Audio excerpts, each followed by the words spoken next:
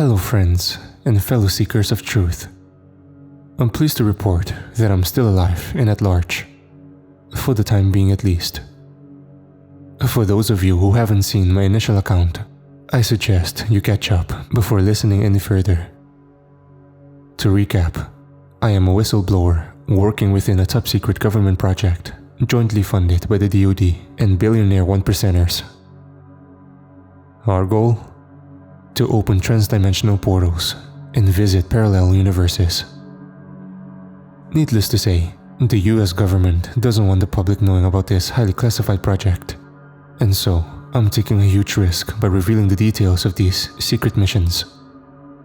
But I believe people need to know the truth of what these people are doing and the huge dangers they're exposing us to. My first mission, the visit to Earth 217, is a case in point. Nazis and werewolves? That's some crazy shit, right? I wouldn't have believed it was possible had I not seen the monsters with my own two eyes. I'll never forget the predatory gaze of that bastard Steiner, the Aryan hunter-killer who wiped out half of our team. And he saw the portal.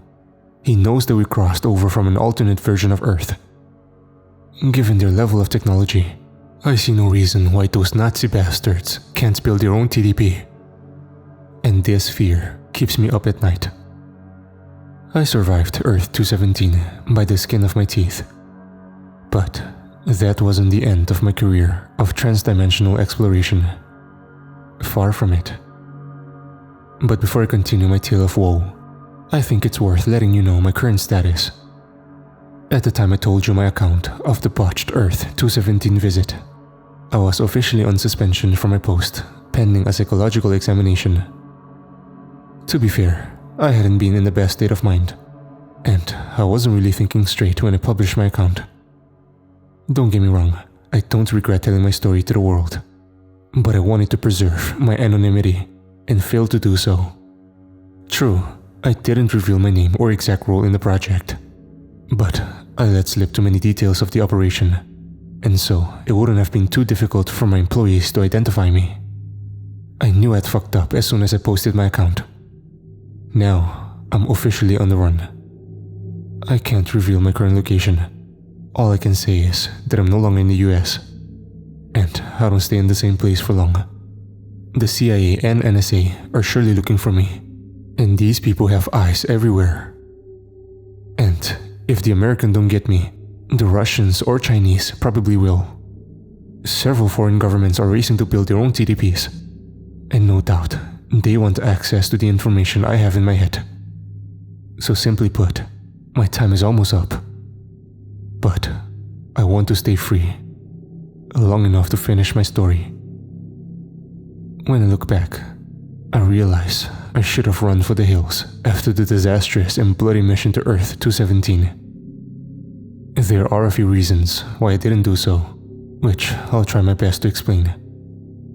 As you'd expect, our employees and benefactors weren't happy about the clusterfuck over in Nazi world, as it became known within the project. What followed was a temporary suspension of all missions, while a thorough debriefing and investigation was undertaken. I lost count of how many hours I spent in windowless briefing rooms, grilled by hard-nosed military officers and anonymous government officials, while impatient tech billionaires watched on through unsubtle two-way mirrors. All the surviving members of the team were subjected to the same interrogation, made to recount the horrific events of Earth 217 over and over again.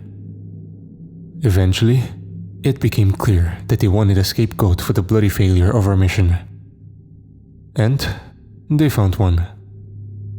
Our deceased Commander Custer, not his real name, took the blame for the deaths on 217. After all, he had ordered the disastrous recon mission into the seemingly abandoned ghost town, leading our men straight into a deadly ambush.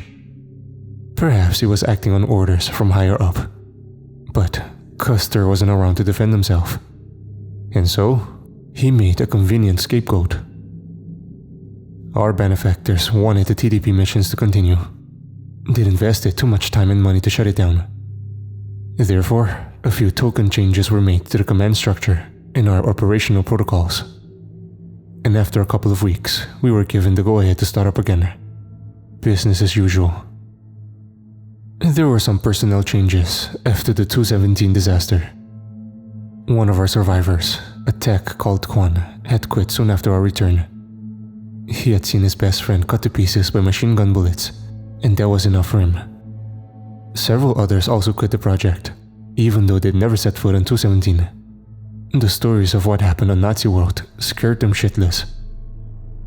Did I consider leaving? Certainly. The horrors I'd witnessed over there almost broke me. As you've probably guessed, I'm not a military man, and I had never witnessed combat or bloodshed before. I had received training, of course, but nothing could prepare you for seeing a genetically modified werewolf tearing human beings to shreds. So, why did I stay? Well, part of it was down to stubbornness and a determination not to be beaten. But for the most part, it was due to loyalty. Loyalty to the two strong women in my life. The first was Cass. If you've heard my account of the 217 bloodbath, you'll know Cass saved my life on multiple occasions, literally pulling me from near certain death and dragging me home. Cass was just about the only person to come out well from the 217 debacle, and the powers that be gave her a well-deserved promotion, making Cass a team leader for future missions. I reckon Cass is one of the strongest people I've ever known and respected her a lot. If she was leading missions, I wanted to be by her side. Maybe I'd get the opportunity to repay the debt. The other woman in my life was Helen, the geologist from the 217 mission who'd played only a small role in the botched operation. There was always chemistry between Helen and me. We'd been close during training and had nearly hooked up a few times. We'd resisted because there was a strict ban on romantic relationships between team members, and the penalty for breaking this rule was instant expulsion from the project. But things changed after 217. Helen found me late one night in our barracks canteen. I'd been drinking and was in a state of distress, struggling to cope with the trauma of what I'd witnessed. Helen took a glass and comforted me. Emotions were running high, and we ended up in bed together. I suppose it was a mistake, but it certainly didn't feel like one. We agreed to keep seeing each other in secret, keeping our relationship hidden from our bosses. We talked about leaving the project and starting a new life together. But in truth, I knew this wasn't what Helen wanted. She hadn't seen the full horrors of Earth 217 and still held an idealistic yearning for adventure. She wanted to discover new worlds and considered her work on the project as the opportunity of a lifetime. There seemed no way she would walk away from this. The other survivor of 217 was the doc, our medical attendant who'd failed to save Custer's life after the werewolf attack. The doc had been oddly unaffected by the horrors on 217. He continued to act in a bizarre manner and didn't engage much with the other team members. Nevertheless, the medical man clearly had no intention of leaving the project. Believe it or not, the first few missions conducted after the 217 disaster all went without a hitch. We visited alternate worlds not too dissimilar to our own, took our samples, and carried out our research. We kept our hits low and returned home without any losses, reporting the findings to our superiors. So far so good. But all these cakewalks started making people complacent, and our benefactors were relentless. They kept on ordering new missions in their search for a Goldilocks world, an untapped alternate Earth suitable for colonization. They'd invested too much money on this project to not see it through to its conclusion, and we went along with their insane plan. I suppose it's like any other dangerous activity one might undertake, whether it's swimming with sharks or free diving off the side of a cliff. You might be fine 9 out of 10 times, but on the 10th occasion, you'll end up losing a limb or cracking your skull open. We got lucky for a time. But then, we visited Earth 312. and it all went to hell. I'd like to say I felt the same dread in the moments before we crossed over to 312. But I didn't. I'd been on 6 missions by this point, and the previous 5 had gone without a hitch. Cass was leading the team, and she exerted a quiet confidence. Cass, Helen, the doc and I had achieved something of a legendary status within the project. The newer team members all looked up to us, knowing we had survived the disaster on 217. Our team had been strengthened to 10 men and women, half of which were security personnel. We also had access to heavier weapons, such as portable Stinger missiles. I was certain we wouldn't fall into the same trap as before. The crossing over was routine. I recall standing in line, equipment at the ready as the spectrometer came to life and power surged through the conductors. It was always terrifying for me when the bunker lit up and the portal was opened, creating an impossible entryway to another dimension. But when I looked into Helen's eyes, I saw her excitement, the thrill she experienced at the prospect of discovering a new world. This is what she lived for. Cass wasn't one for big speeches. Her goal was to ensure all our personnel and equipment got through within the tight 2-minute window. This task was achieved with typical military efficiency, as men and women pushed bikes and steel containers down the purposefully built rails and towards the gateway, while Cass screamed encouragement. I took a deep breath before it was my turn to cross, pausing briefly as I experienced a moment of hesitation, before I mustered the courage to walk through the fluid membrane. There followed the usual period of intense panic. I couldn't breathe as my brain reacted to the fact that I technically didn't exist in any universe in that moment. But, as always, this hellish state of limbo only lasted the briefest of flashes. As seconds later, my body spilled out on the other side, and I landed heavily in the dirt. I gasped for breath as I struggled to recompose myself. Thankfully, I didn't vomit on this occasion. It wouldn't have looked good if I puked in front of the new recruits. Helen was there for me as always, helping me to my feet and greeting me with a coy smile. Helen wasn't affected by the experience as severely as I was, and it was always a relief to see her face on the other side. "You okay?" she asked softly.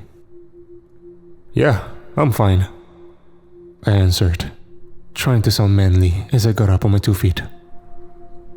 I observed the security team setting up a defensive perimeter and the technicians activating our equipment, preparing to begin their analysis. I looked across the landscape and across at the rising sun, seeing rolling hills, trees and bushes. Nothing I would consider abnormal. But of course, appearances can be deceptive. Helen gently touched on my shoulder, whispering in my ear, "Well, honey, I guess we better get back to work." I nodded my head, glancing longingly at Helen and staring into her deep green eyes for a brief moment before I caught myself. I wanted more than anything to embrace and kiss her right then and there, but knew I couldn't. She smiled at me before breaking eye contact and marching off towards her work. I did the same, where it would be my task to watch and analyze the intercepted broadcasts and drone footage. And what I saw sickened me to my very soul. We reconvened the afternoon to share the results of our analysis, sitting cross-legged in the middle of our base camp as Cass carefully listened to what we had to say. The briefings from Helen and the others proved unremarkable. There was nothing in the atmosphere or the soil which would cause concern, and on the surface, Earth 312 looked not much different from our own world. I sat and listened in silence, my stomach churning as the horrifying images I'd seen permeated my subconscious. When it was finally my turn to speak, I could hardly open my quaking lips. Eventually, Cass had to prompt me. "Well, what have you got for us? Judging by the look on your face, it's not good news." Man, was she right. I thought, but didn't say. The television broadcasts we intercepted are disturbing. Every channel seems to focus on extreme pornography and violence. Not much different from back home then, quipped Jackson, one of our team's technicians. A sharp look from Cass was enough to shut him up, and I reluctantly continued. The images I've seen are well in excess of anything I've witnessed before, and they certainly have no artistic merit that I can see. The violence is graphic, but also ritualistic in nature. What, you mean like human sacrifices? Cass blurted. Exactly, I confirmed, with a lump in my throat. I'm no expert on cinematography, but I have some experience of violence. Based on what I've seen, I believe these people are filming and broadcasting real assaults and murders. And who are these people? Cass interjected. What do we know about the society on this world? She held my gaze while waiting for my answer. The rest of the team were also listening intently. There were no more jokes. In fact, the tension was almost unbearable and the fear palpable. No doubt everyone was thinking of the bloodbath on 217 and fearing a repeat. In reality, I hadn't told them the half of it. The vile images I'd seen, brutal rapes, torture sessions, cannibalisms, it almost defied belief. The society here is vastly different from our own, I continued, basically stating the obvious. The population has a twisted moral compass. Indeed, it's difficult to see any sense of morality or compassion whatsoever. They have a religion of sorts, but it appears to be steeped in dark rituals and cruelty. Based on what I've seen, I believe the entire basis of their society is violence and sadism. In spite of all this, the civilization on this world is technologically advanced, and, in my opinion, extremely dangerous. You could have heard a pin drop in that moment. I looked around the faces of my team members and noted their collective look of shock and horror. I caught Helen's eye for a moment, sharing her gaze. She smiled in an attempt to reassure me, but I could sense something was off with her. Cass didn't show any outward signs of emotion, however, as her hardened gaze cut right through me. She spoke up to make herself heard over the panicked mutters of her team. What about the drone footage? What did the UAV pick up? She demanded. I broke eye contact, shaking my head. The local area is more heavily populated than on our own world, and the nearby town appears to be something of a hub. This obviously wasn't good. The success of our mission depended on our team getting in and out without drawing attention. And obviously, this was less likely if there was more people around. But this wasn't even the half of it. Did you see any potential threats? Cass asked carefully, bringing the conversation back to business. I actually didn't have the words to answer this question.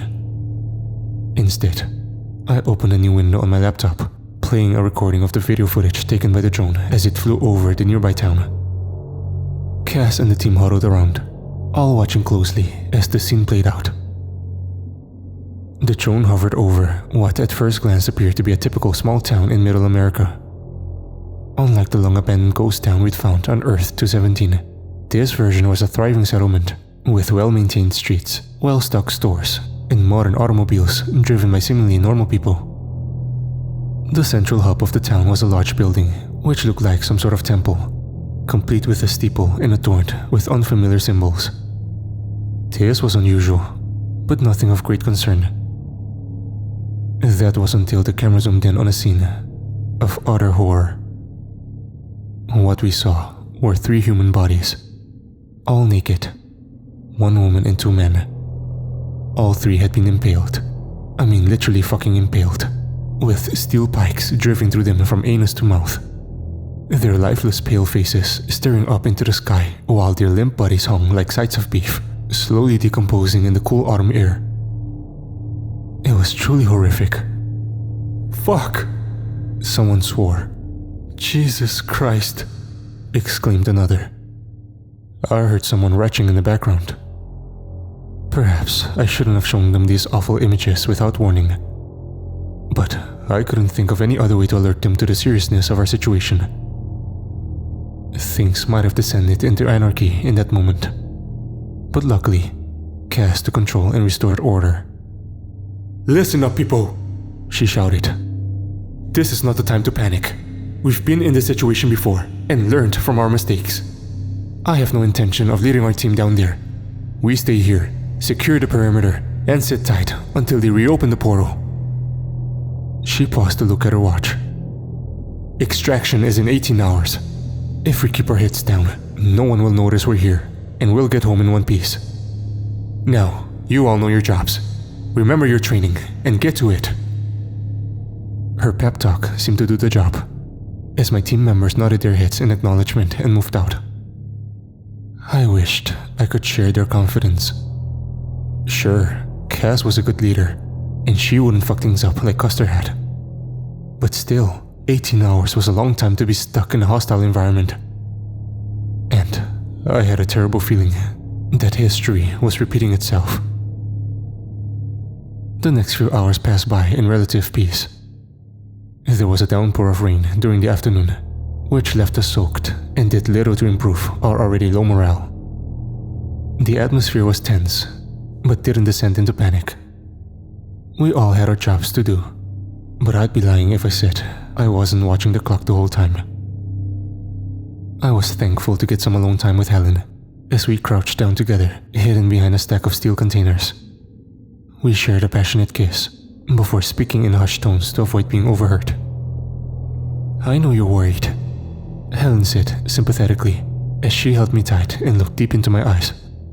"But it's going to be okay. This isn't 217. Cass knows what she's doing, and she'll get us home safe.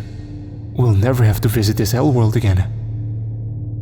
"I suppose," I replied, without much confidence. "I just can't understand why people do these things. How can they treat their fellow human beings with such cruelty? It's sick." The light in Helen's eyes faded as she broke my gaze and shook her head in disgust. "I know," she replied. "It's evil, pure and simple. I don't think I fully understood until now. Seeing those bodies with spikes driven through them, put out on display like fucking Christmas trees. Sick doesn't even cover it." She paused briefly, and when she raised her head, I saw tears forming in her beautiful eyes. "You know, I always thought of these missions as adventures. I love the idea of discovering and exploring new worlds, and I guess I was blind to the risks. Even when I saw that poor guy getting killed on 217, I still didn't get it. I didn't get where you were coming from." I listened carefully, wondering where she was going with this. "The horror, the dangers, it's too much," Helen continued. "I think this mission should be our last. I want to leave the project so we can be together, so we can start a life together." In that moment, I felt total elation. "Are you sure?" I blurted out, hardly believing what I was hearing. She nodded her head in the affirmative, and I hugged her in a tight embrace as tears ran down my cheeks. "Thank you," I whispered. "Dry these tears, big boy," she replied. "We need to get back to our posts before we're missed." I nodded my head, composing myself before I kissed Helen with all the passion I could muster. Then we emerged from our hiding place, returning to our work with a renewed sense of hope. But of course, I was complacent, because we were still a long way from home, and by no means safe. It wasn't long before the peace was broken, as our tech team alerted Cass to a situation. "Watch this," Jackson said firmly as the rest of the team huddled around his laptop screen. What we saw was live footage from the aerial drone, which was conducting a security sweep of the vicinity. It hovered over a small road, which led up the hillside, close to our base camp. I was horrified to see a small convoy of SUVs speeding along the narrow road, loaded up with armed men and women, all carrying what looked like hunting rifles. "Fuck," Cass swore. A moment later, a gunman riding in the rear of the lead SUV spotted our drone. He quickly raised his rifle and opened fire, hitting the drone and ending the feat. And we all just stood there, dumbstruck and staring at the now blank screen. I felt a cold chill running down my spine as I realized my worst fear had come to pass. The sick fucks knew we were here, and they were coming for us. Once again, the camp might have descended into blind manic, but Cass took charge. "Okay people, this is bad, but we always knew it was a possibility, and we've planned for this scenario. I'll lead a team and draw the hostiles away from this location. If necessary, we'll engage and neutralize the enemy. The rest of the team will stay here and secure the camp. Once we're done, we'll meet you back here and complete the evac. Is everybody clear?" We all nodded and answered in the affirmative. It was a risky plan, but we had no other choice. Cass took 3 of her security people with her as they descended down the hillside armed to the teeth. She left 1 man behind to defend the base, a twitchy military veteran named Carter. The rest of us were civilians with little to no combat experience. In addition to Helen and myself, there was the doc, our medical attendant and fellow 217 survivor, and 2 other technicians, a middle-aged man named Jackson and a younger woman called Rachel. The light was fading by this point, the sun slowly disappearing on the far horizon. The onset of darkness brought a new level of fear to an already tense situation. The only one unaffected was the doc, who seemed disconnected from reality as he stared out into the abyss. We rarely looked out upon the foliage which surrounded our base camp, jumping at every gust of wind or snapped twig. Carter kept in radio contact with Cass and her team, who were closing in on the armed convoy. The prospect of a gun battle only added to our anxiety. The only thing which kept me going was Helen, as I stayed by her side and dreamt of the future we'd have together, if we got out of this hellscape. Suddenly, Carter abandoned his radio call and focused his attention on the darkened perimeter. "What the fuck was that?" he exclaimed, dropping down onto one knee and aiming his M4 towards the tree line. I couldn't see a thing, but obviously he had done, and his military instincts were kicking in. "Get behind me," he whispered, whilst preparing his rifle to fire. But he never got the chance. A second later, a single shot rang out, and Carter fell to the dirt like a lifeless rag doll. I gasped in horror as I looked down upon our guardian's corpse and saw the bullet hole had torn through his right eye, apparently killing him instantly. "Jesus Christ!" I swore in dismay. Helen screamed when she saw the body, while Jackson and Rachel ran to Carter's side. But then, 2 further shots rang out. Except, they sounded different this time. More a soft popping sound, rather than the harsh crack of a rifle. I saw our 2 technicians fall in quick succession, looking to their bodies and seeing what I thought were tranquilizer darts protruding from their chests. "Shit!" I swore, as I almost succumbed to blind panic. Instead, I grabbed Helen's hand and screamed in her ear, "We've got to get out of here!" But it was already too late. There was another soft pop, and a 3rd dart struck Helen in her ribcage. She let out a surprised gasp as she fell. I caught her body in my arms, crying her name as I watched her eyes roll up into her head. And a moment later, she lost consciousness. I gently laid my lover down on the grass, the anger swelling up inside me as I stood, determined to face our attackers no matter what the risk. I saw a figure emerge from the tree line, wearing furs and a mask fashioned from an animal skull. He carried some kind of rifle which was aimed directly at me. I guess this was the tranquilizer gun he'd used to shoot the others. I stood up to the hunter, my heart full of rage and defiance. He placed his finger on the trigger and called out in open mockery. "Do you surrender?" came the booming voice. "Go fuck yourself," I shot back. He laughed cruelly before firing a single shot. The dart struck me in the chest, only an inch from my heart. I felt a stab of pain as the air was sucked from my lungs and all the strength left my body. Before I knew it, I was falling, my limp body crashing heavily to the ground. A moment later, my eyes shut, and darkness overcame me.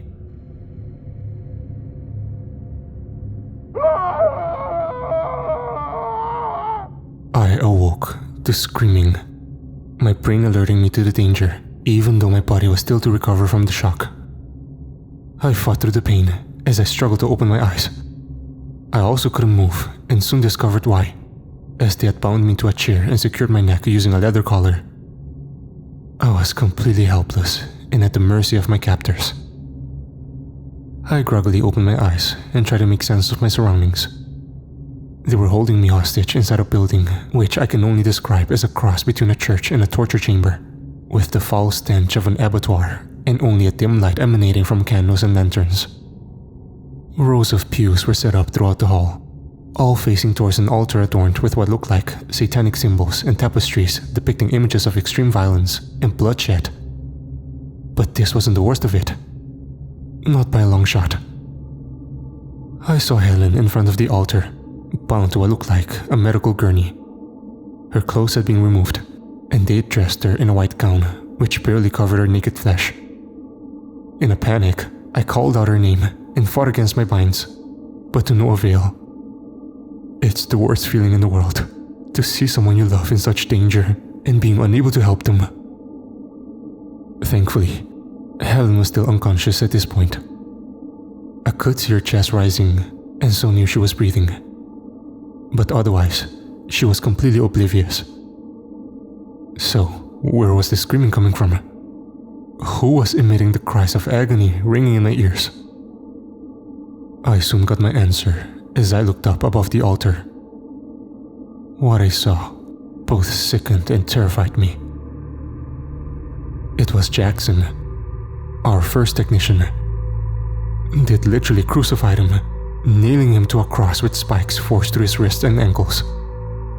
Clearly, he was in immense pain as he screamed and begged for mercy.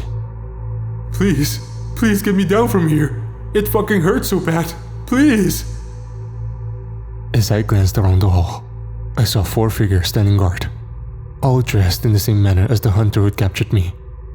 Figures adorned in animal furs and masks fashioned from skulls, and with either tranquilizer guns or hunting rifles slung over their shoulders. They looked on dispassionately, ignoring Jackson's plea for mercy, as they maintained their ghoulish vigil. A moment later, a new figure entered the room. A woman with blood-red hair and wearing robes to match. She glided down the aisle with the utmost confidence, and all the assembled hunters moved to make way for her. She looked down upon me like I was nothing, her dark eyes full of malice. This woman was beautiful for sure, but I could tell she was very dangerous. The mood darkened when she entered, and I noted the array of sharp daggers she carried in a belt fastened around her red robes. "Fresh meat for our sacrifice," she said, whilst looking over me with total contempt. And to think, I was worried we'd have a slow day. Somehow, I managed to open my mouth and speak through quaking lips. You can't do this, I exclaimed. "Oh, can't I?" the woman replied in open mockery. "And who's going to stop me? You?" You don't understand, I continued frantically. We're not from your world. We're not a part of this. "Oh, I'm afraid they know all too well who you are and where you come from." A newcomer spoke these words, and to my shock, I recognized the voice. I turned my head as far as my restrictive collar would allow, and came face to face with the doc, our team's medical man who I'd forgotten all about during the chaos of our capture. To my astonishment, the doc wasn't bound like the rest of us. In fact, he walked freely by the side of the Red Priestess, acting like her ally rather than a prisoner. Doc? What the hell are you doing? I exclaimed in confusion. I'm sorry, old friend, he replied calmly. I've told them everything. They know all about the project and the TDP technology, and I've committed to working alongside them going forward. I shook my head in disbelief. I'd always known there was something off with the doc, but I'd never imagined he'd do something like this. A dozen questions were racing through my head in that moment, but I asked the most obvious. Why? The doc nodded his head before answering. This society may seem brutish to us, but have you considered the possibilities? Here, we have a people unconstrained by conventional morality. Imagine the potential for scientific advancement. Think what we can discover about the human mind and body when we push a man to the very limits of physical and psychological endurance. Theirs is an offer I simply cannot refuse. The rage welled up inside me. The doc's betrayal was unforgivable. You fucking traitor! I screamed. Okay, interrupted the red woman. That's enough talk. Silence him. She motioned to one of the masked hunters as he advanced upon me, roughly jamming a ball gag into my mouth and securing it firmly. I tried to cry out in protest, but my voice was muffled by the gag, and I was entirely helpless to resist. Bring out the next tribute, the woman ordered. A moment later, two of the hunters dragged out our second technician, Rachel, force marching her towards the waiting altar. She kicked and screamed the entire way, somehow breaking free from their grasp and kicking one of the hunters hard in the testicles. She tried to flee down the aisle, but the red priestess reacted in an instant, pulling a knife from her belt and throwing it through the air. The blade struck Rachel between her shoulder blades, and she fell to the floor, letting out a pained cry before she stopped moving. Damn it, screamed the red woman as she directed her anger towards the two masked hunters. If you idiots fuck up again, I'll cut you open and let the worms feed on your innards.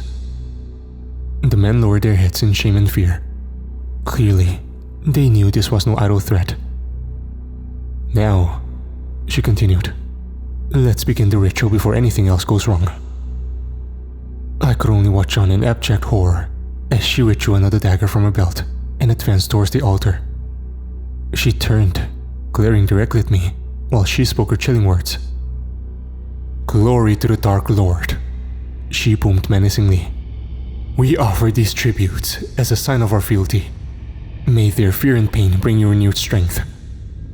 At that moment, she was interrupted by a fresh chorus of screams from Jackson, the poor bastard literally nailed to a cross. Please, dear God, please, help me. Shut the fuck up, worm, the priestess cried in fury.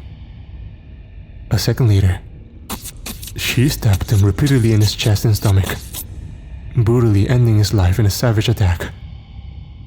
To my dismay, Helen chose that moment to regain consciousness, remaining woozy as she opened her eyes and struggled against her binds. Where am I? She called out fearfully. What's happening? I desperately tried to call out to her, but the gag muffled my cries.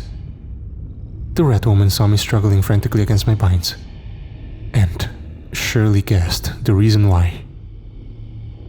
So, she said, with a twisted smile on her lips, this pretty little thing means something to you. She's someone special to you. That's obvious. Tears streamed down my cheeks as I shook my head vigorously. Well, she continued, with a wicked glint in her eye, I'm going to do you a favor. I'll grant your little girlfriend the mercy of a quick death. I watched on helplessly, my whole body shaking as I watched that evil bitch approaching my lover, knife in hand. Helen was now alert enough to recognize the danger. I could see the terror in her eyes and hear the fear in her voice. What are you doing? Helen screamed. Don't do this! Get the fuck away from me! The red woman's sadistic grin widened as she raised her dagger, holding it above the bound Helen as she cried out in terror. I made one last desperate attempt to escape from my binds, mustering all my strength. I managed to break the screws which had secured my chair to the ground, but only succeeded in collapsing to the floor, my wrists still bound to the chair arms. I emitted one last muffled cry as I looked up in time to see the dagger stabbing downwards, plunged deep through Helen's chest and into her heart. I closed my eyes, experiencing an undescribable pain as I wished the ground would swallow me up. "Get him up!" screamed the priestess. A moment later, I was being pulled up by two of the masked hunters. I reluctantly opened my eyes and was devastated to see Helen's lifeless body lying on the gurney. The red woman calmly wiped the blood from her dagger before advancing upon me. "I showed her mercy," she said while approaching with knife in hand. "But you won't be so lucky. I'm going to peel your skin off piece by piece. Keep you alive for as long as I can.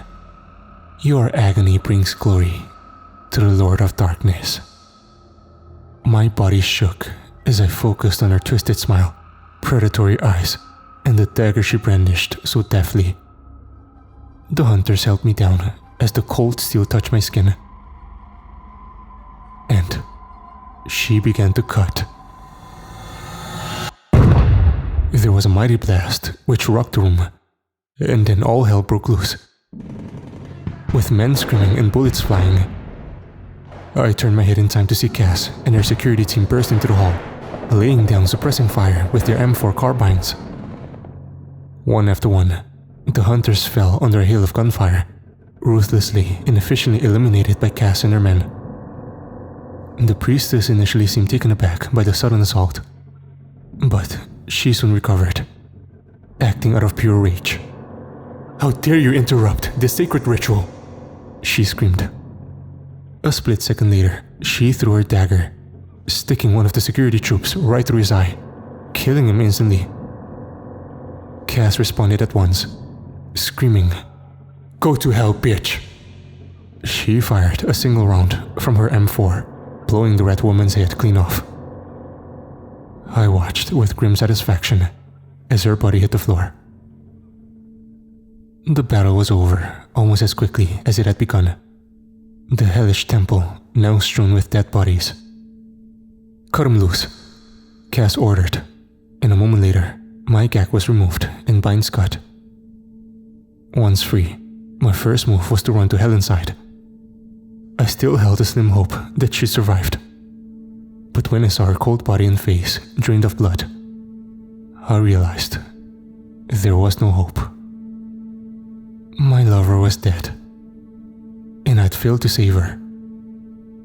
I cried uncontrollably as I touched her soft skin, still not wanting to believe I'd really lost her. Cass grabbed me by the shoulder, pulling me away from Helen's body. "We've got to go," she shouted. I shook my head vigorously. "I can't leave her," I replied emotionally. Cass pulled me closer, forcing me to look her in the eye. "She's gone. We need to get out of here. Otherwise, we're dead too." I didn't want to listen, but knew she was right. Just then, I saw movement out of the corner of my eye. I looked over Cass's shoulder and saw a figure emerging from behind the altar. It was a face I recognized. The doc. Once again, I'd forgotten about him during all the chaos. But evidently, he had survived the gun battle. Worse still, I saw he'd armed himself with one of the discarded hunting rifles. And he was aiming directly at Cass's back. "Look out!" I screamed as I shoved my team leader out of the line of fire. A shot rang out. I felt a searing pain in my shoulder, like I'd been stabbed with a red-hot poker. And suddenly, I was falling, collapsing to the floor with a bullet inside of me. I heard shouting and more gunfire, before once again, I blacked out. What happened next is something of a blur in my memory, as I dropped in and out of consciousness. recall being dragged out of the blood-soaked temple and piled into a commandeered vehicle. There was some further gunfire as we made a frantic escape out of the town and sped up to the hillside, back to the extraction point. I must have blacked out again at this point, because I remember nothing about our return to Earth 1. My next memory was waking up in the medical bay after emergency surgery to my shoulder. The doctors told me how lucky I was to still be alive, but I sure as hell didn't feel lucky. And so, that's it. My tragic love story. One of pain, loss, and guilt. I just keep thinking back to our last conversation together, to our last kiss and embrace. We were so close to being free from all this. Only a few short hours, and we would have been safe. Now, I can't sleep at night, because when I close my eyes, all I see is that dagger plunging into Helen's heart. In addition to my personal loss, the Earth 312 mission had been a total disaster, even more so than the 217 debacle. We'd lost more than half of our team, and once again had left behind our debt and almost all of our equipment. And what's worse, the treacherous bastard had escaped during the chaos. The doc was still alive, and no doubt he would share his entire knowledge of the project with those sick, sadistic fucks who rule Earth 312. After 2 disastrous missions and multiple casualties, you'd think the powers that be would have pulled the plug on the whole project. But of course, they didn't. Those assholes only care about money and results, not about human lives. They'll just keep going and going until they get what they want. It may surprise you, but I decided to stay on the project, even after losing Helen on 312. In fact, I went straight back to work as soon as my gunshot wound had healed. But why, you may ask? It's hard to explain. I suppose I had a death wish after Helen died. I didn't care whether I lived or died, as my heart was filled with rage and a lust for revenge. I wanted to seek out monsters like Steiner and the Red Priestess and end them. In my warped mind, I thought I could stop atrocities and save people by stopping these evil fucks. But of course, it was futile. What difference can one man make in a multiverse full of horrors? I must go now. It's time to move on from this place. Assuming I avoid the grasp of the various government agencies hunting me down, I intend to tell you one last story. An account of an Earth ruled by monsters from another planet. Until next time, my friends, stay safe.